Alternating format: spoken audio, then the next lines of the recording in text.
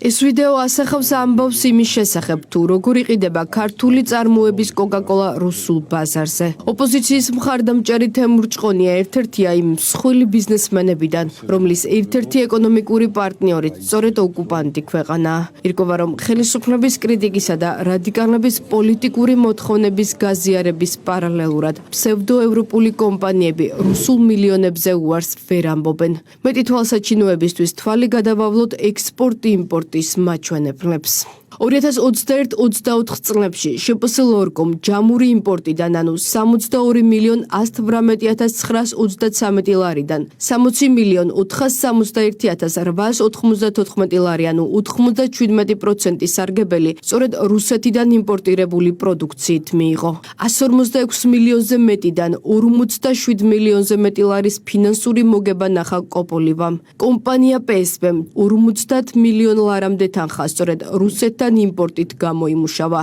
კომპანია გორგიას 430.930.960 ლარიდან რუსეთის წილი 9 მილიონზე მეტია. ასევე 9 მილიონ ლარზე მეტი აქვს კოკა-კოლას. იმპორტის 47%-იანი მაჩვენებლით ოკუპანტ ქვეყანასთან თანამშრომლობს კორპორაცია ქართული ღვინოც. რუსულ ფულზე უარს ვერ ამბობს სუპერი და ნაბეღლავიც. ამ უკანასკნელმა 2021-24 წლებში რუსეთში პროდუქციის გატანით 36.000 ლარამდე ფინანსური მოგება ნახა. სოლიდური ექსპორტის მაჩვენებელი აქვს კომპანიებს ვინივერიას, კამპას, გურიელს, კოპოლივას და ენისელი ბაგრატიონს. რუსეთთან 100%-იანი ექსპორტით გამოირჩევა კომპანია ხეთა და ანგელ ლოჯისტიკი. ჩამოთვლილი კომპანიები თითქოს საქართველოს ევროპულ მომავალზე ზრუნვის მოტივით, სრული შემადგენლობით free business ჯიზე ახალი არჩევნების დანიშვნის უსაფუძვლო მოთხოვნას უერთდებიან. ღვინის მწარმოებელი კომპანიის ვინივერიასთან დამფუძნებელი და ერთ-ერთი მეწილე,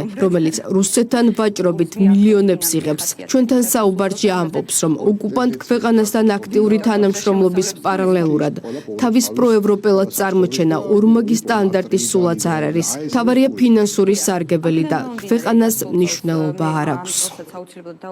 რუსეთთან ექსპორტთან დაკავშირებით მინდოდა ძალიან დადებითი. რას ნიშნავს დადებითი? დადებითი პოზიციები გითხეთ და დადებითი გეოდებს მეტი რა გითხრათ. რუსეთთან რუსეთთან კი არა, ჩინეთთან, რუსეთთან, კორეასთან, ამერიკასთან, ყველასთან, რა ქვია, ჩვენი საექსპორტო ბაზრის განხილვის შემთხვევაში ყველაფერი დადებითი ჩემ. პარალელურად ევროპულ მომავალზე ზრუნავთ. რა თქმა უნდა, აბარა. ამის გასაკვირია ხო თქვენთვის? არა, ეს ორმაგი სტანდარტი ხომ არ არის. რაშუაშია რუსეთში ვაჭრობა, იმასა ევროპულ მომავალთან მითხარით, აბა რამე შუაში არის? ევროპული მომავლის საფრთხეებზე მოსაუბრე რუსეთთან კავშირში მყოფი ბიზნესმენების ქმედებებს ფარისევლობას უწოდებენ მმართველ გუნდში. რა თქმა უნდა, ეს ტიპიური ფარისევლობა არის, მშიშარა ადამიანები, რომლებიც ერთის მხრივ ხელს ითმობენ და ბიზნესს აწყობენ რუსეთთან ვაჭრობით და შემდეგ გამოდიან მედიით და ლაპარაკობენ რაღაც თითქოს და საფრთხე ექნება ევროპულ მომავალს და ასე შემდეგ, ხომ? ეს არის ფარისევლობა. დღეს კონიუნქტურული გადაწყვეტილებების მიღება სამწუხაროდ არის ის მახასიათებელი, რომელიც აქვს ბიზნესმენებს და ამავე დროს ეს ბიზნესი არ თაკილობს იმას, რომ ივაჭროს რუსეთის ფედერაციასთან, კონდეს გარკვეული კავშირები, ეკონომიკური კავშირები, შესაძლოა პოლიტიკური კავშირებიც. ბიზნესი, რომელიც როგორც წესი არის პრაგმატული და როგორც წესი ორიენტირებულია კომერციული მოგების მიღებაზე, უცებ აკეთებს რაღაც გაურკვეველ განცხადებას, რომ თურმე ქვეყანამ კურსს გადაუხვია და თურმე ევროინტეგრაცია ჩვენი საგარეო პოლიტიკის ძირითადი ვექტორი არ არის და აპროტესტებენ აი ამ ყველაფერს და უცებ ვიგებთ, რომ მათი ვაჭრობის და მათი შემოსავლის მნიშვნელოვანი ნაწილი სწორედ რუსეთთან ვაჭრობა მოდის, აი ძალიან საფუძვლიანი კითხვის ნიშნები ჩნდება. ვებგვერდ Free Business G-ის მთავარი მესვეური BMG-ის დამფუძნებელი გიორგი ისაკაძეა, რომელიც ნაცმოძრაობის რეჟიმის დროს ბიზნეს რეკეტში იყო ჩართული. ახლა კი ბიზნესის თავისუფლებაზე საუბრობს. ისაკაძესთან ერთად ყოფილი პრემიერი გილაური და ეროვნული ბანკის ექს-პრეზიდენტი გიორგი ქადაგიძე სექტორის იმ წარმომადგენლებს ეწოლას აგრძელებენ, რომლებიც მათ პოლიტიკურ მოთხოვნებს არ იზიარებენ. ბოლშევიზმი, ასე უწოდა დღეს პარლამენტის თავმჯდომარემ ბულინგის მიზნით შექმნილ საიტს. ბიზნესის რეკეტში ჩართული ადამიანი დღეს სტუდიაში კრებს ბიზნესს, ქმნის ვებგვერდს, რომელსაც თავისუფალ ბიზნესს ეძახს. ეს ერთი რომ არის ეს თუ არა ცინიზმი, როდესაც ცენზორები მედიის დამოუკიდებლობაზე გვესაუბრებიან, ბიზნესის რეკეტიორები ბიზნესის თავისუფლებაზე გვესაუბრებიან, ის ვებგვერდი სხვათა შორის რომელიც შექმნეს, ამ რომელზეც ერთი ხმა არ მოიღო არც ერთმა NGO-მ, არც ერთმა საელჩომ არაფერი არ გააკეთა.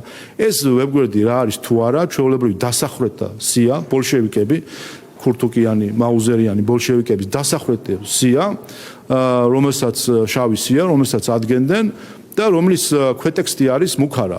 ორმაგი სტანდარტი და თვალთმაქცობა, ასე აფასებენ დარგის ექსპერტები ევროპის სახელით მოსაუბრე ბიზნესმენების რუსეთთან ვაჭრობას. მიფიცება ბიზნესით ან ევროკავშირში ინტეგრაციის დაჩქარების მოთხოვნით, რომლებსაც რეალურად ბიზნესი აქვთ არა ევროკავშირში, არამედ ბიზნესი აქვთ რუსეთში. და გულისხმობ ნაბეღლავს მაგალითად, რომელიც არის მეტად რუსეთში Coca-Cola მაგალითად, რომელიც ასევე რუსეთში გააქვს თავის ბიზნესი. ამიტომ როდესაც საუბარია ევროპულ არჩევანზე, რომელსაც ვითომ ვიღაცა ართმევს მათ. და თავად არიან რუსეთის ბაზრის მონაწილეები, ხო? ეს რა არის? ეს ორმაგი სტანდარტია რეალურად, ეს არის თვალთმაქცობა. მოქმედი ხელისუფლების ერთ-ერთი მთავარი მონაპოვარი ბიზნესის თავისუფლება. როგორც ჩანს, ბევრი ამ თავისუფლებას იმდენად ვერ ეგუება, რომ საკუთარი კოლეგების თავისუფალი აზრის შეზღუდვით არიან დაკავებულები.